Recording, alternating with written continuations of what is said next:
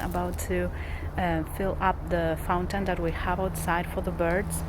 And this time of a year here in California is fall, and it's not freezing cold, but for those that want to add a little bit of water, that will be wonderful, because the birds, the bees still need it, and it hasn't been raining at all. The amount of water that is usually expected at this time of the year. So a few tips when you fill up places where the water is going to stay stagnant for a while, and you don't want mosquitoes to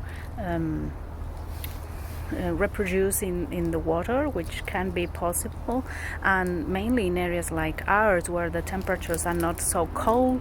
I encourage you to use this is an organic method, and it will protect your pets. It's not dangerous for the birds, it's not or any other wildlife, and they are called mosquito tanks, and they are made of organic material that will dissolve quickly in the water.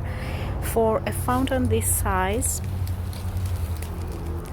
that I'm gonna fill up now, you only need quarter of these discs, and they come in what it is inside of these discs is a Bacillus thuringiensis, and the variety especially to control mosquitoes larvae is the Israelensis one. It's super specific for the mosquito larva. It's not gonna enter or harm or eat or infest any other thing except for that. I think it's a wonderful way to control it. It's organic and super specific. So let me show you how I do it. It's quarter disc, and I'm gonna put it directly in the water. I'm gonna fill it up a little bit more, because that's what I was gonna do in the first place.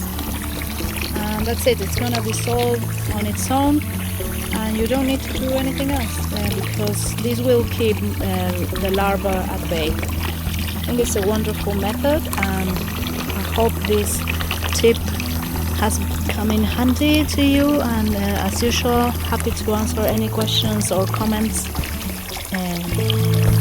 You can write us to the area